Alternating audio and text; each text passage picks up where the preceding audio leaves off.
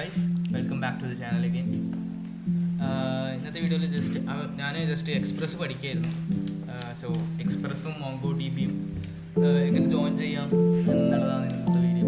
So just ഒരു project പോലെ കലോത്സവം എന്നുള്ളൊരു പ്രോജക്റ്റ് പോലെ ചെയ്യുന്നതായിരുന്നു. സോ ഇതിന് ജസ്റ്റ് സാമ്പിൾ ആയിട്ടുള്ളൊരു വേർഷനാണ്. So start from the beginning. ഈ .env എന്തിനാണെന്ന് വെച്ചാൽ ഇതാണ് നമ്മുടെ .env ഫയൽ. സോ ഇത് ജസ്റ്റ് ബാക്ക് എൻഡ് മാത്രമാണ്. ഫ്രണ്ട് എൻഡ് ഞാൻ റിയാക്റ്റിലാണ് ചെയ്യാൻ ഉദ്ദേശിക്കുന്നത്. അതിൽ അപ്ഡേറ്റും ഉണ്ട്. So we start with .env. So .env ഫയലിൽ നമ്മൾ ഇതിൻ്റെ URI കൊടുക്കും, മോങ്കോ ഡി ബിൻ്റെ. ഞാൻ പോർട്ട് നമ്പറും കൂടി കൊടുത്തിട്ടുണ്ട് .env. സോ നമ്മളിവിടുന്ന് ഇതിന് കുറച്ച് പാക്കേജസിലുണ്ട് ഇൻസ്റ്റാൾ ചെയ്തത്.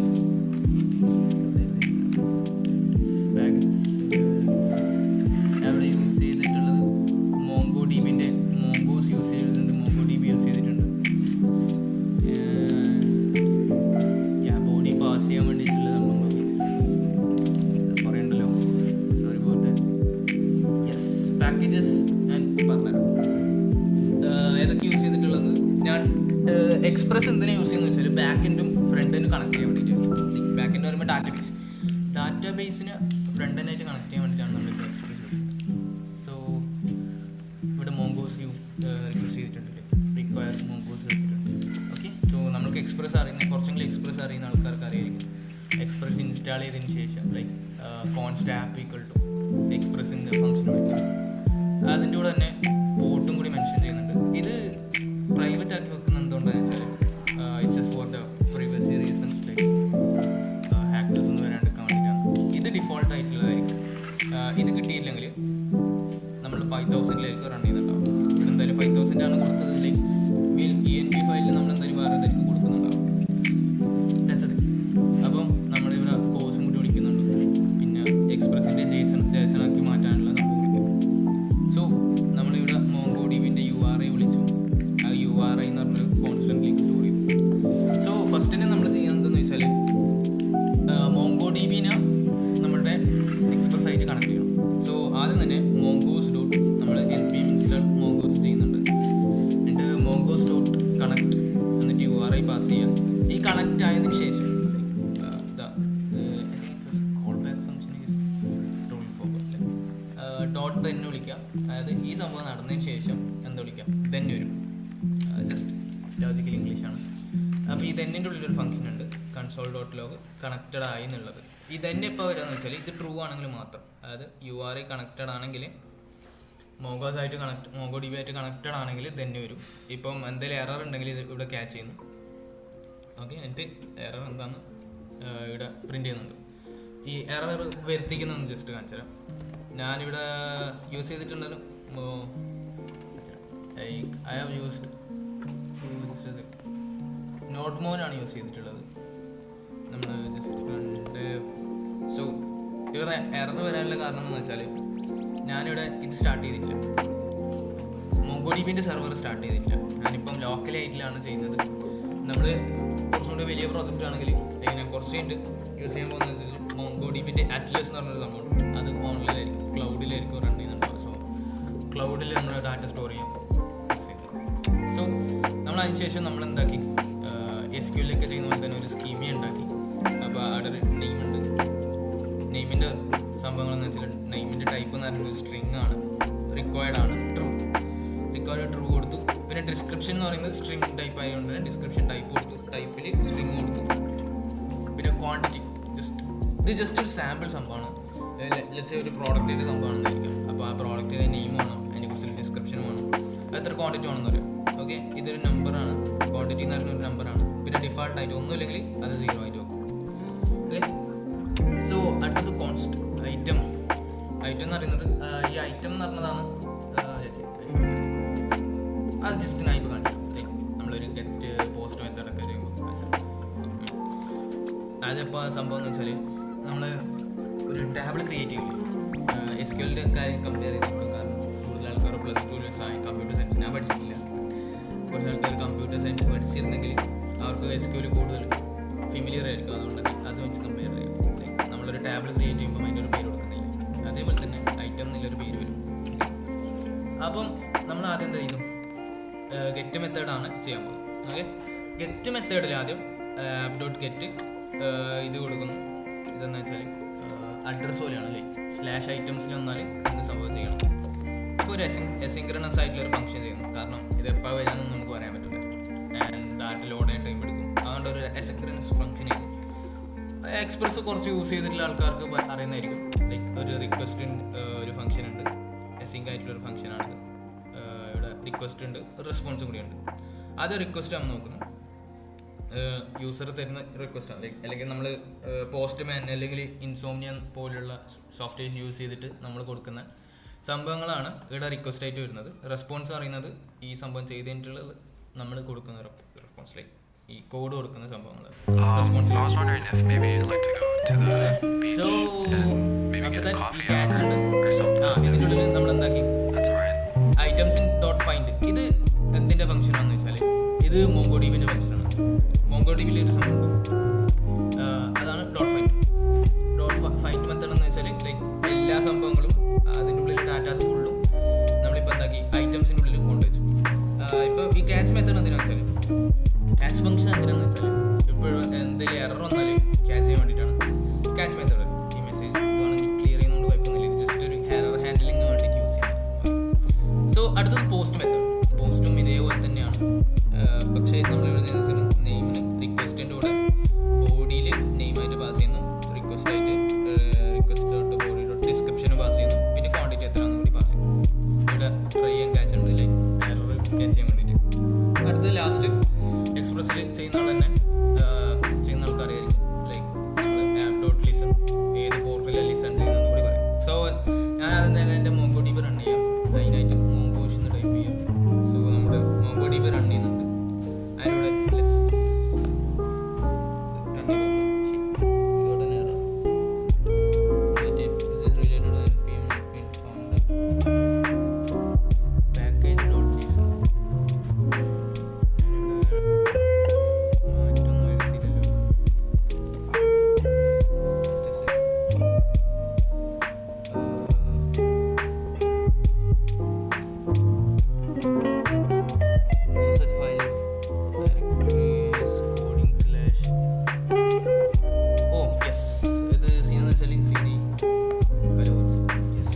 ഇതിൻ്റെ ഉള്ളിലാണ് നമ്മുടെ സംഭവങ്ങളൊക്കെ ഇല്ല.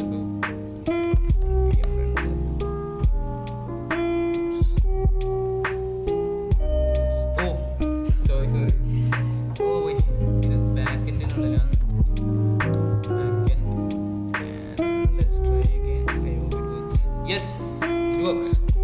ഇതിപ്പോൾ നോട്ട് മോഡിലാണ് റൺ ചെയ്തത്, സെർവറിൽ കണക്റ്റഡ് ആയിട്ടുണ്ട്. ലെറ്റ്സ് സേ ഇതിപ്പോൾ കണക്റ്റഡ് അല്ല എന്ന് വിചാരിക്കും. ഓക്കെ, ഇവിടുന്ന് മോങ്കോഡിബി റൺ ചെയ്യുന്നില്ലെങ്കിൽ എറർ വരേണ്ടതാണ്.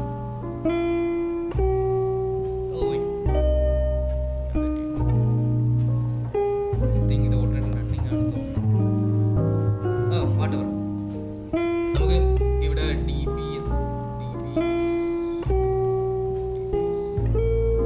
കാലോത്സവത്തിൻ്റെ DB ഇവിടെ ഉണ്ടാക്കി വെച്ചിട്ടുണ്ട്. നമുക്ക് യൂസ് കലോത്സവ. ഓക്കെ,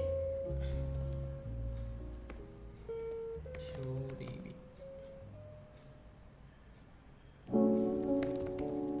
ഇപ്പോൾ ഇവിടുത്തെ കമൻറ്റ് ഗ്രൂപ്പിലേക്ക് ഓക്കെ. നമുക്ക് എന്ത് ചെയ്യണം, നമുക്ക് ഒരു ഇൻസോംനിയയിൽ നമുക്ക് ജസ്റ്റ് ഒരു റിക്വസ്റ്റ് ഒന്ന് അയച്ചു കൊടുക്കാം. ലൈക്ക് ആദ്യം നമുക്ക് പോസ്റ്റ് മെത്തേഡ് വെച്ചിട്ട് ചെയ്യാം, അതിന് ശേഷം ജസ്റ്റ് ഗെറ്റ് മെത്തേഡ് വെച്ചിട്ട് ഒന്ന് ചെയ്തു. ഓക്കെ, സോ ബിഫോർ ദാറ്റ്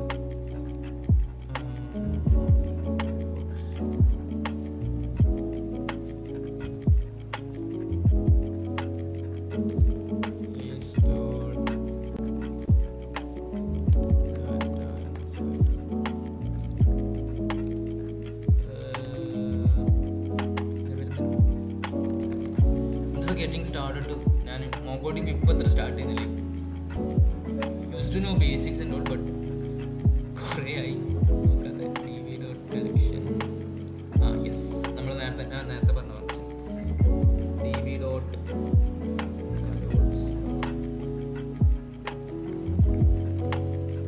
തന്നെയാണ്. ഓക്കെ, പറയാ കൊടുത്തു നോക്കാം. ഇവിടെ ജസ്റ്റ്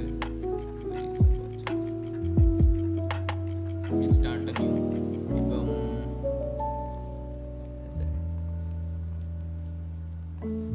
ഇവിടെ ഒരു ഗെറ്റ് മെത്തേഡിന് വേണ്ടിയിട്ട് മാത്രമായിട്ടൊരു ആദ്യം പോസ്റ്റ് സ്റ്റാർട്ട് ചെയ്യാം.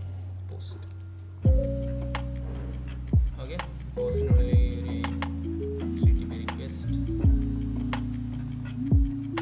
നമ്മളെങ്ങനെ റിക്വസ്റ്റ് ചെയ്യാൻ പോകുന്നത് വെച്ചാൽ ഓക്കെ ഇവിടെ URL എൻ്റർ ചെയ്യാം. സോറി, ഇവിടെ URL ആയിട്ട് വരുന്നത് ലോക്കൽ ഹോസ്റ്റ്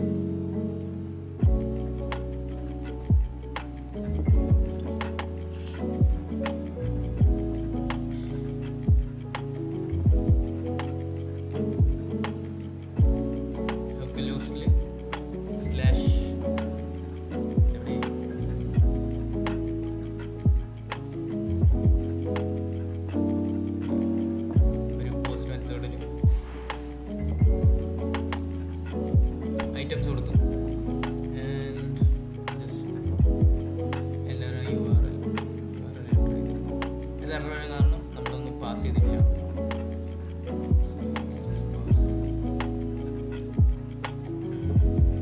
ജേസണായിട്ട് സെൻഡ് ചെയ്യും. സോറി,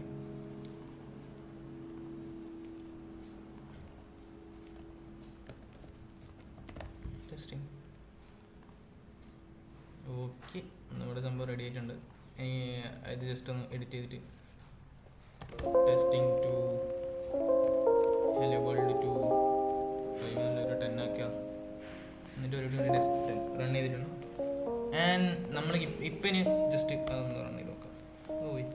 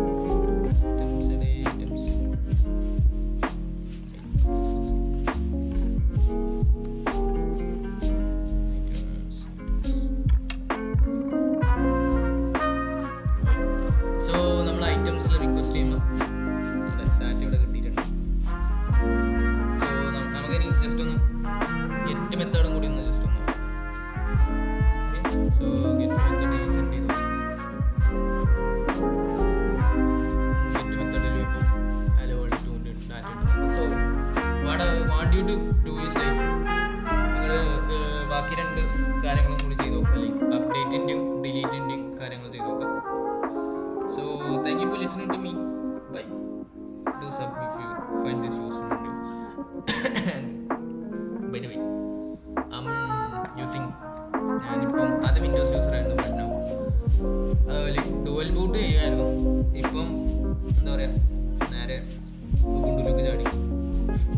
ഡുവൽ ബൂട്ടിൽ യൂസ് ലൈക്ക് കാലി, പിന്നെ മിൻറ്റ്, അങ്ങനെയൊക്കെ ആയിരുന്നു. ഇപ്പം ഉബുണ്ടുവിൽ സെറ്റിൽ വന്നു. Yeah, that's it for the day guys. See ya. ബാക്കി ഞാൻ പഠിക്കട്ടെ. I have to do more researches. കൂടുതൽ പഠിക്കണം.